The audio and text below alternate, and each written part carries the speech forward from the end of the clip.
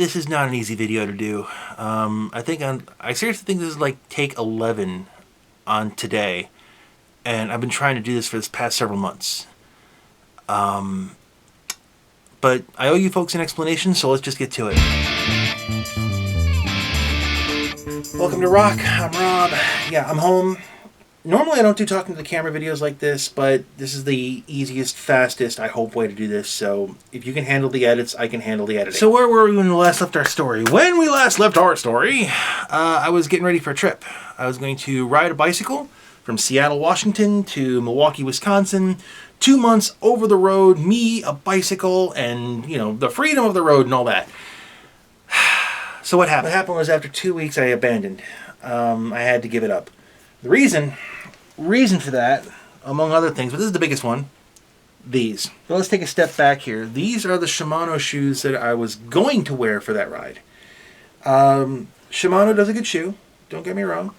But aesthetically speaking, just from the looks, it's a clown shoe. And originally I bought these so they were nice and bright and they were visible, but, you know, not exactly like, hey, we want to go to a decent restaurant kind of a shoe, you know? So I ended up purchasing a set of these. These are 5'10" Maltese shoes. Very, very subtle.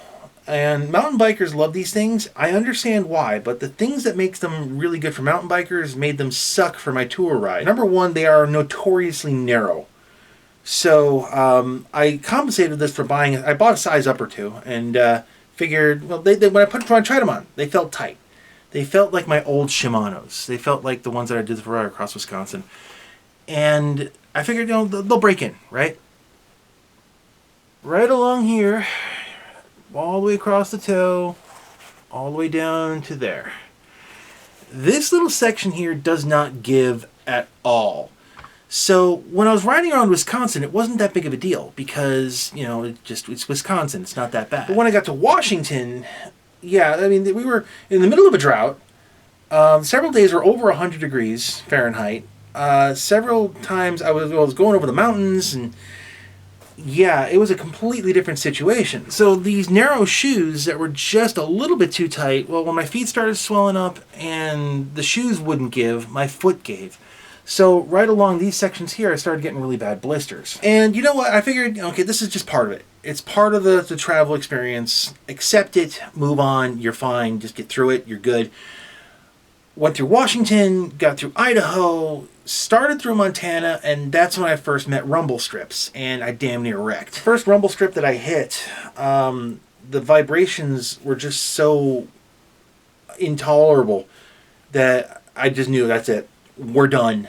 That's it. And I had a surgeon one time tell me that my pain tolerance was unholy. So outside of Missoula, Montana, I changed course, started going up to Whitefish, and this very, very, very, very nice woman gave me a ride to Whitefish, which I don't know if she's ever going to watch this, but thank you so much for doing that. And within within 36 hours, I was on a train for home. And actually, it was a good thing that I went home because when I finally got to see a doctor about that, it was immediate outpatient surgery in order to fix the issues. In 2 weeks, I had covered about 750 miles by bike, which is pretty impressive for 2 weeks. Went over most of the Rocky Mountains. The only thing I didn't make it over was the Continental Divide, but that was the next and the last step.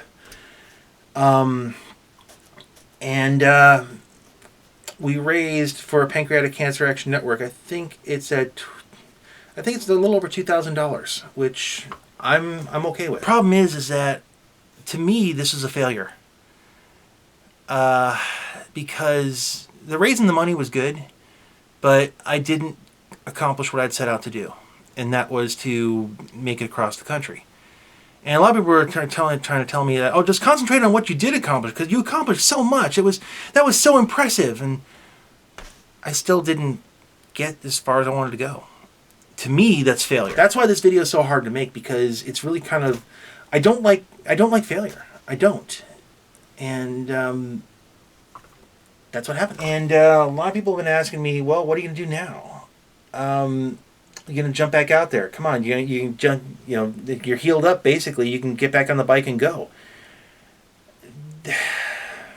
this isn't the time. I mean, I still got all the stuff. The maps are right up there. They're going to be good for quite a while, and the towns are still going to be there, and the roads are still going to be there, and the gear's still going to be good. And I'm looking at it right now. But it can wait. When I feel like I'm ready to go for it, I'll go for it. But if that never happens, it never happens. So then, well, what am I going to do? Well, that sounds so weird because there's like an obligation of you have to do something, but you know, I'm going to do what I feel is good for me. When I was out there, one of the things that I kind of came to terms with is that I think I'm better at one day or weekend events. So I'm going to concentrate on that this year. And to that end, let's see here. I've got a bunch of stuff planned already. I'm planning on doing a lot of local events. The Rough Road 100, it's down in Illinois. The Barry Roubaix, which is out in Michigan. The Bear 100, which is northern Wisconsin. Then there's the Tour de Cure, which again this year I'm going to try to do 2 Tour de Cures, one in Chicago, one in Milwaukee, which actually if you want to donate to the Tour de Cure to help me get there, I'll put the links there. Also links down below for, you know, if you want to donate to American Diabetes Association. Planning on doing the ride across Wisconsin again this year, but the big trip, oh boy, the big trip. In December when I was deciding this year's plans, I got wind of this event, and you know, they had like a lottery system if you want to jump into it, and I put my hat in the ring, and I got a spot in the Prudential Ride London 100. Yeah, London as in UK, as in like Hail Britannia, Britannia rules the waves, London. Yeah, so I'm trying to figure out now, like, all the logistics. Like, how the hell do you get to London? How the hell do you stay in London? How do you take a bike to London? On the bright side, I have a little bit of time to do this. On the downside, the longer it takes me to do it, the rougher it's going to get. So, yeah, I've been hammering on this one. And if this format works for me better, then, you know, that's great. Then that's what we'll go with. If I find myself longing for the open road again, the bikes, the tank is still out there. I've still got all the gear. Load and go. We'll see what happens this year. Also, I don't want to make any promises because people tend to just latch onto a promise as if it were ironclad, never to change. I'm planning on doing some more cycling videos this year, some fun stuff. Because YouTube has demonetized pretty much everything because I'm not popular, I'm doing videos that just make me happy at this point. And some of the cycling videos that I want to do are for me. Anyway, it's getting late here, so I need to turn you off and go find dinner, because dinner is good. Anyway, I will see you guys later on in the season. We'll see what happens this year. You know, go with it. I think that's the main lesson from this year is just go with it. Anyway, dinner. Catch you guys later.